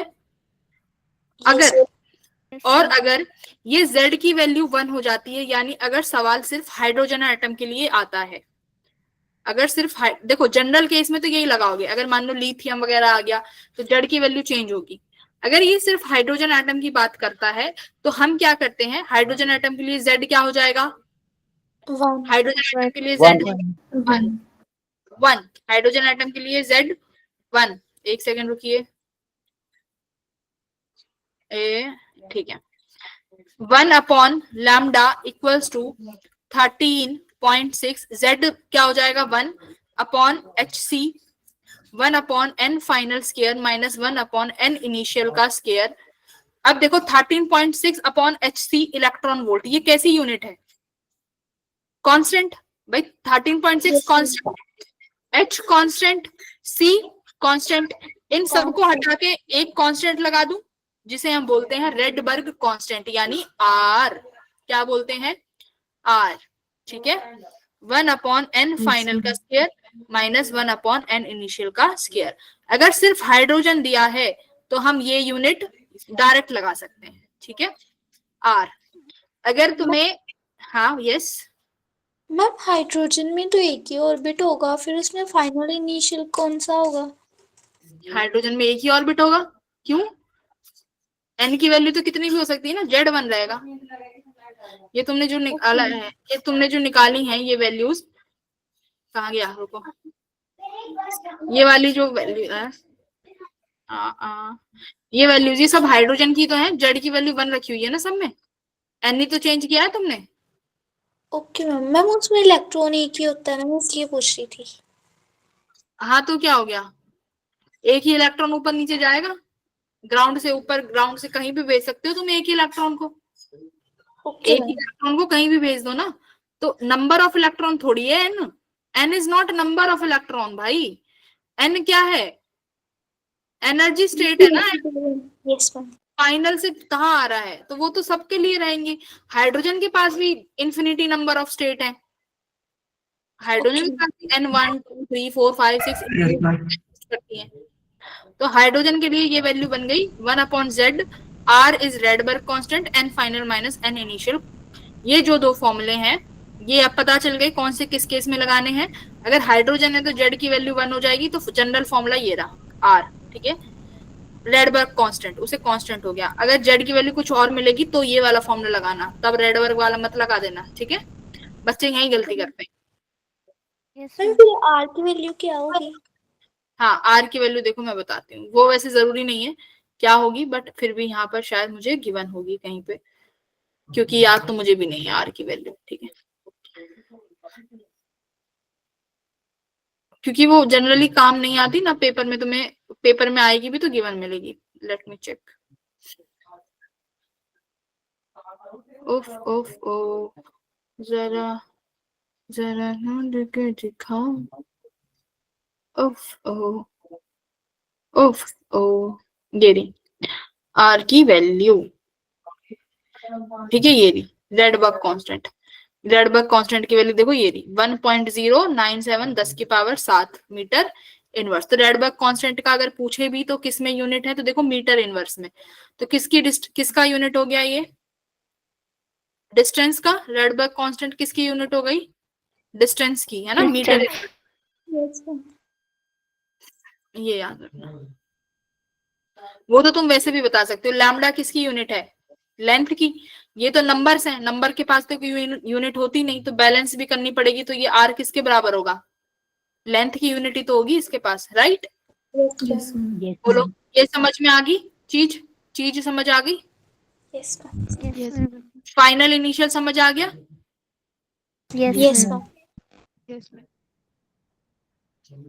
अभी मैं इस लेक्चर पे 2-3 दिन और दूंगी, बट कल के पेपर में तुम मेजर क्वेश्चन इन्हीं चीजों से अटेम्प्ट कर लोगे। एक छोटू सी चीज और है, वो और पढ़ा देती हूँ, वो और पढ़ लो। ये मेरे को बताओ, ये सब बच्चों को याद हुआ फॉर्मूला? मैम आर की वैल्यू एक बार Yes, ma'am. आर की वैल्यू पेपर में गिवन होगी, टेंशन ना ले। 1.09, sir. 1.09 10⁻7 है। 7. Yes, ma'am.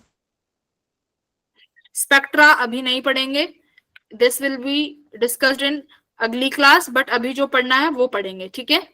देखो मेरी बात ध्यान से, अब यहाँ पे सुनो। क्या बात सुनोगे?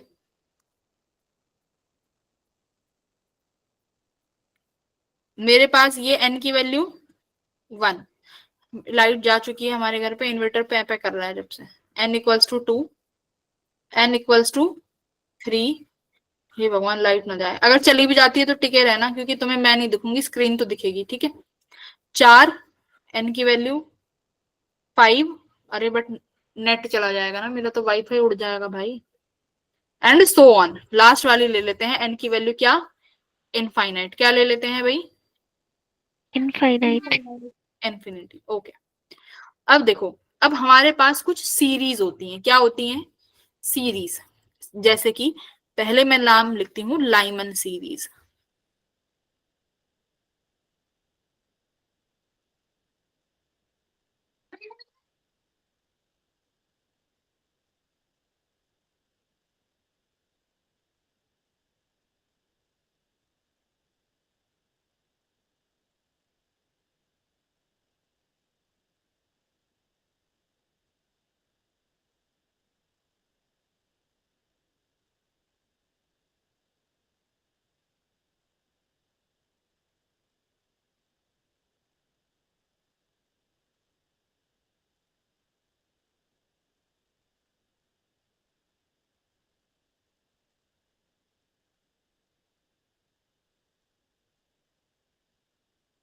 मैम स्क्रीन नहीं विजिबल हो रही।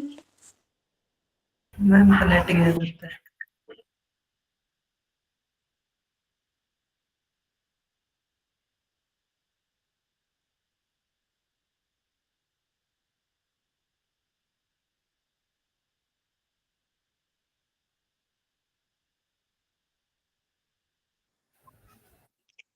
Hello hello. Yes ma'am. Yes, ma'am. Yes, ma'am. हाँ हाँ, मैं आ गई। मेरी लाइट चली गई है वैसे, वाईफाई बंद पड़ गया है, बट मैंने मोबाइल से ज्वाइन कर लिया है। हाँ, हम कहाँ थे? स्क्रीन भी शायद शायद नहीं हो रही होगी, एक सेकंड मुझे करने दो भाई। मैंने उम्मीद नहीं की थी मैं तुम्हें इतना पढ़ा दूंगी, आज पढ़ा दिया मैंने। नाइस। Thank you, ma'am. ये थैंक यू की क्या बात है बेटा, पढ़ाना तो है ही। चलो फटाफट से ये वाला क्वेश्चन सॉल्व करेंगे सारे जने, करिए, करो।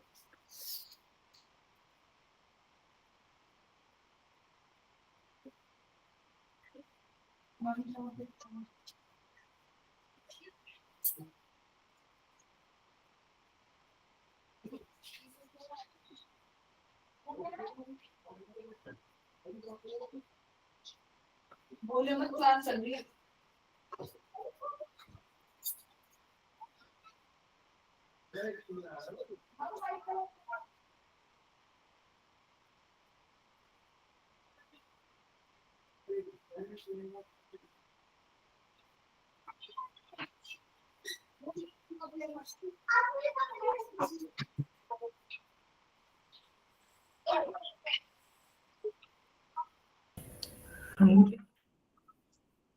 Done ma'am. हो गया? हो गया? मैम। अच्छा, एक सेकेंड। हाँ मेरा पेन हो गया, देखने दो कहाँ है। मिल गया। देखो मैं तुम्हें दिखाऊं कि तुम्हें मैं दिख भी नहीं दूंगी। Yes ma'am.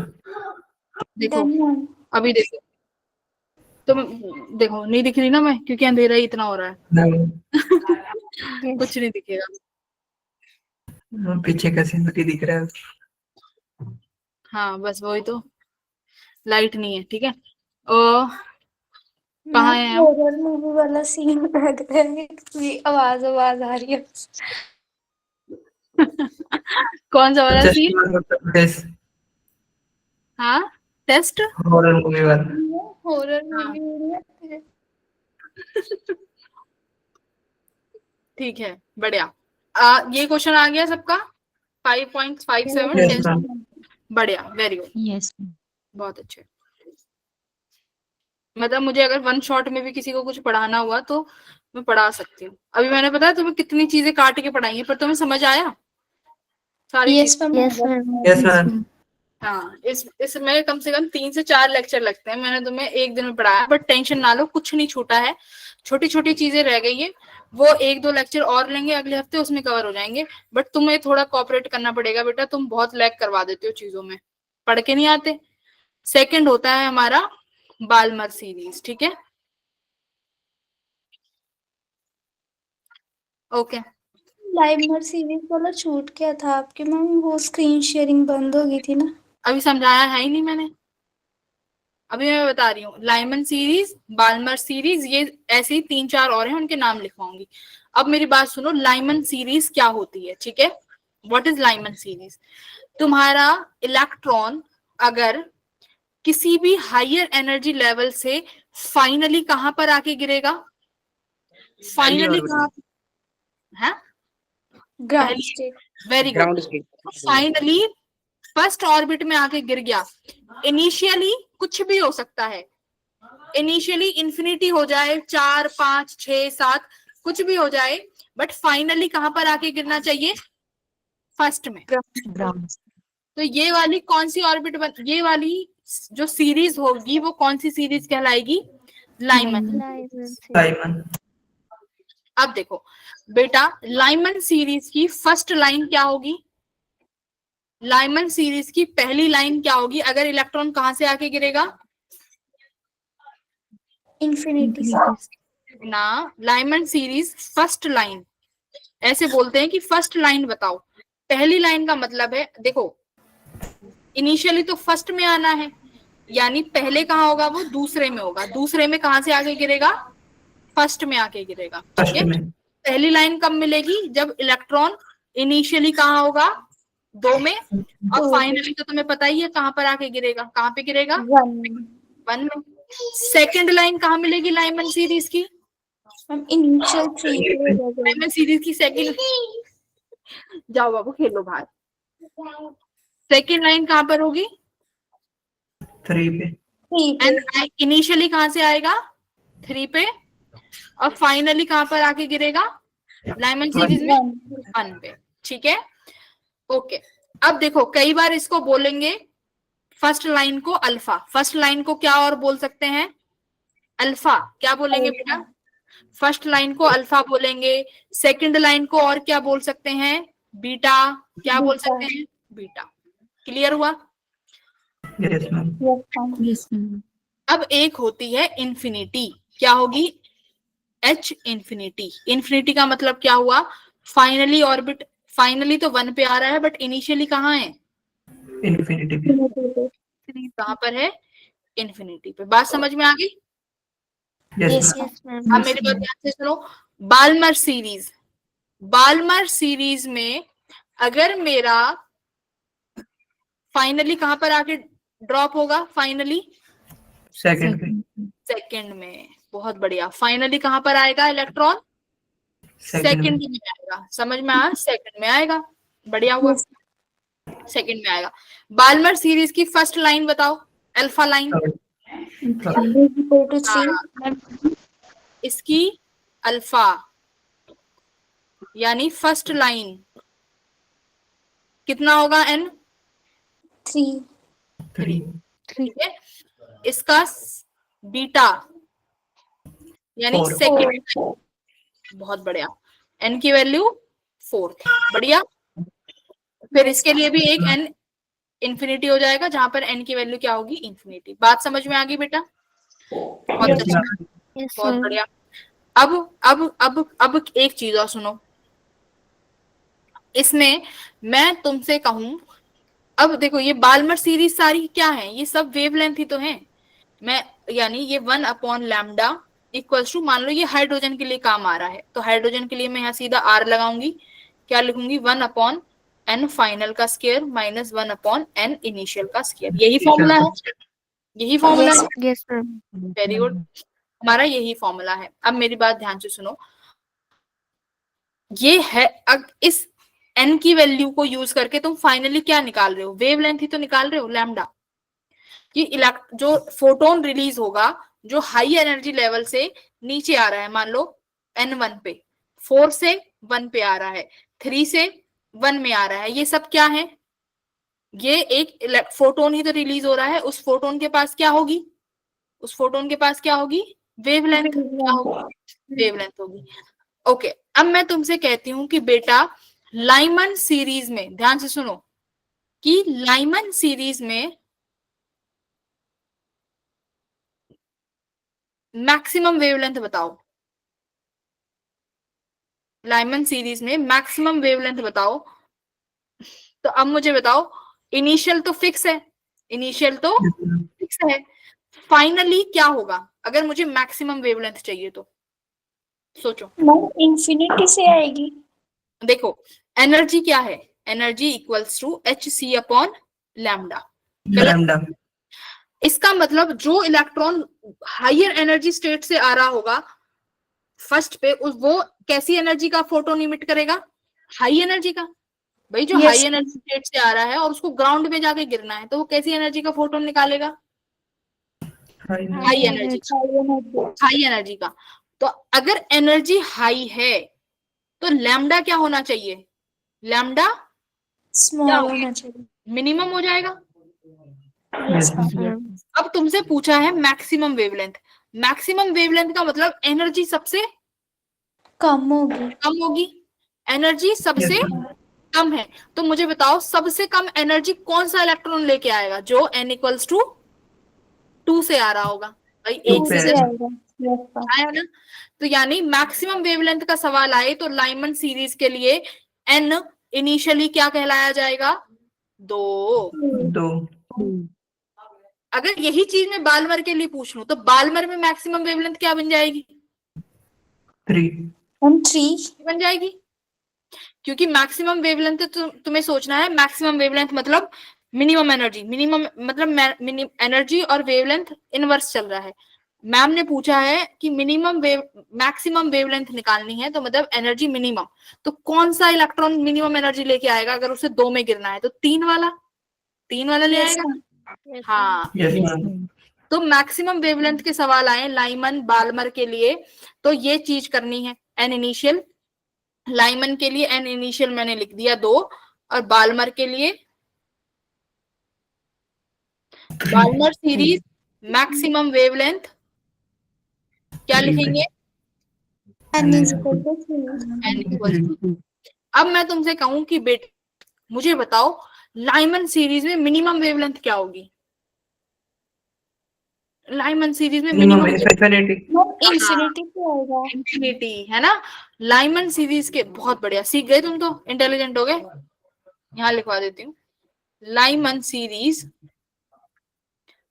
Minimum wavelength, minimum wavelength मतलब इनिशियली तो 1 होगा, इनिशियल में तो हम कुछ कर ही नहीं सकते, फाइनली यानी मिनिमम वेवलेंथ मतलब हाई एनर्जी, हाई एनर्जी। तो हाई एनर्जी वाला इलेक्ट्रॉन कहां से आएगा, इन्फिनिटी से। कहां से आएगा, इंफिनिटी। बाल्मर के लिए भी बाल्मर के लिए कह रही हूं मैं तुमसे कि बेटा बाल्मर सीरीज के लिए बताओ, बाल्मर सीरीज में मिनिमम वेवलेंथ होगी तो एन फाइनल इंफिनिटी। हमें भी इंफिनिटी से आएगा। हाँ, ये भी इन्फिनिटी से आएगा। समझ आ गई चीजें, यस मैम। Yes, ma'am. बहुत बढ़िया, बढ़िया। तो ये भी लॉन्गेस्ट वेवलेंथ अल्फा वाला होता है, जो अभी सिखाया ना, अल्फा, अल्फा यानी फर्स्ट स्पेक्ट्रल, पहला स्पेक्ट्रल यस लाइन, मैम। पहली स्पेक्ट्रल लाइन मतलब लाइमन के लिए दूसरी n इक्वल्स टू 2 हो जाएगी, और n इक्वल्स टू 2 मतलब मिनिमम एनर्जी मतलब लार्जेस्ट वेवलेंथ। क्लियर? ये सब सीख लिया हमने। बढ़िया, बहुत अच्छे।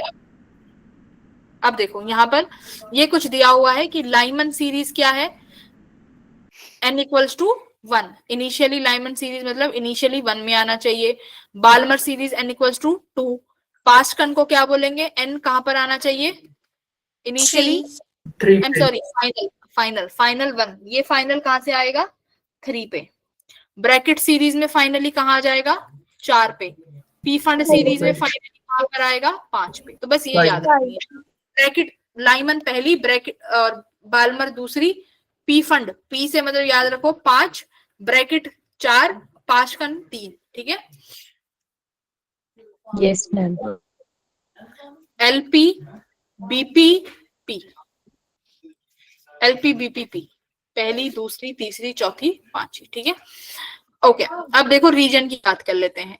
बेटा लाइमन सीरीज का जो स्पेक्ट्रा आता है वो किस में दिखेगा, अल्ट्रावायलेट में। किस में दिखेगा, अल्ट्रावायलेट। बाल्मर सीरीज का कहां दिखता है, बाल्मर सीरीज का दिखता है भाई विजिबल रीजन में। किसमें, विजिबल रीजन। इसीलिए बाल्मर सीरीज ज्यादा इंपॉर्टेंट हो जाती है, यहाँ विजिबल रीजन होता है। ठीक है? पास्ट कन ब्रैकेट पी फंड इन सब में कौन सा आता है, इंफ्रारेड। इसमें क्या आएगा, इंफ्रारेड रीजन। क्लियर हुआ? Yes ma'am. Yes ma'am. एक चीज और सुनो, लास्ट फॉर्मूला है n equals to 1, n equals to 2, n equals to 3, n equals to 4। Clear? ये सारी चीजें हैं। अब मैं तुमसे कहती हूँ बेटा ये एक इलेक्ट्रॉन ना 4 पे पड़ा हुआ है। कहाँ पड़ा हुआ है, 4 पे। इसको ग्राउंड स्टेट पे आना है, इसको ग्राउंड स्टेट में आना है। मुझे नंबर ऑफ इमिशन लाइंस बताओ, number of emission lines, number of emission lines. देखो या तो ये डायरेक्ट 4 से फर्स्ट पे आ जाएगा, या ये 4 से तीसरे पे आया, तीसरे पे दूसरे पे जाएगा, फिर दूसरे से 1 में जाएगा, या फोर्थ से सेकंड, थर्ड में तो भेज दिया, अब फोर्थ से सीधे सेकंड में आ जाएगा, और फिर सेकंड से सीधे 1 में जाएगा। यही तरीका है। अब इनमें अब तुम कहोगे कि मैम ऐसे तो आपने इन्फिनिटी पे दे दिया, अब इन्फिनिटी से फर्स्ट पे लाना है तो मैं बार बार ये थोड़ी ना लगाऊंगा। तो इसके लिए मेरे पास क्या है, एक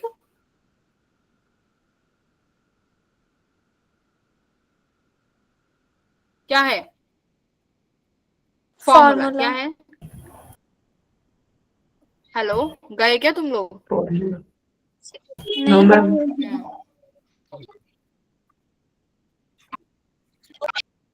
बस एक फॉर्मूला क्या है,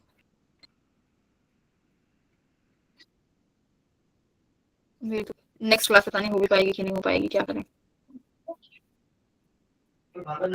लाइट ने सुबह से ही ऐसे करा हुआ है, हम कुछ नहीं कर सकते ना इस केस में तो।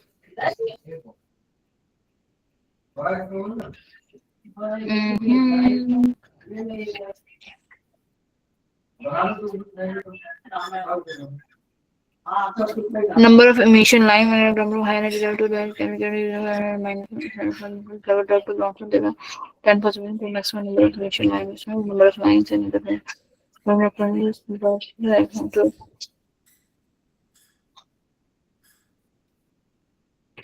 number of spectrum that is 7 shell different time return to the second shell। देखो ये फॉर्मूला है नंबर ऑफ इमिशन लाइन का, n2 minus n1 n2 minus n1 plus 1 upon 2। ठीक है? n2 पता है क्या है, फाइन n2 पता है क्या है, इनिशियली कहां से आ रहा है, इनिशियली, और n1 क्या है, फाइन। है ना। तो ये कौन सी हाइयर एनर्जी वाला है, n2 क्या है, हाइयर एनर्जी लेवल। अब मैं तुमसे कहती हूँ कि बेटा अगर इलेक्ट्रॉन को 5 से फर्स्ट में आना है तो कितनी इमिशन लाइंस क्रिएट करेगा बताओ। इफ इलेक्ट्रॉन, हाँ चॉकलेट नहीं मेरे पास। इफ इलेक्ट्रॉन जंप नहीं है। इफ इलेक्ट्रॉन जंप फ्रॉम, देख रहे हो तुम कितना डिस्टर्ब कर रहे हैं, लाइट चली गई ना, ये लाइट चली गई ना गाँव वाला। N2 मान लो, अब कहाँ पे है, electron jump from fifth to first, number of गया, नंबर ऑफ इमिशन लाइन बताओ। मैम 4 नम 4 आ रहा है क्या, तो तुम क्या लिखोगे, yes ma'am 5 minus 1, 1 5 minus 1 plus 1 upon 2, कितना आ रहा है भाई ये, 4, 5/2, 2, 10 आ रहा है ये। हाँ बेटा, Yes, ma'am. Yes, ma'am. ठीक है, तो ये याद रखना है, ये इमिशन लाइन है। तो N2 यानी ये हायर एनर्जी लेवल से आएगा, तो N2 तुम्हारा हायर ही होगा। N1 कुछ भी हो सकता है, 2 पे पड़ेगा, 3 पे पड़ेगा, तो बस ये फॉर्मूला तुम्हें याद रखना है, ठीक है जी। बस सिलेबस कंप्लीट हो गया है एटम का, होपफुली। मैं तुम्हें अब एक 15 सवाल के मॉडर्न फिजिक्स के 15 सवाल दूंगी, पेपर अटेम्प्ट करने से पहले वो क्वेश्चंस कर लेना, बस फॉर्मूला बेस्ड क्वेश्चंस होंगे, ठीक है। Okay ma'am. Yes, ma'am. ठीक है, जा सकते। ये नोट्स सेव करना दिक्कत हो जाएगी, नोट्स सेव कर लो। Bye bye, bye bye, bye bye Thank you, ma'am. गया है तो भाई।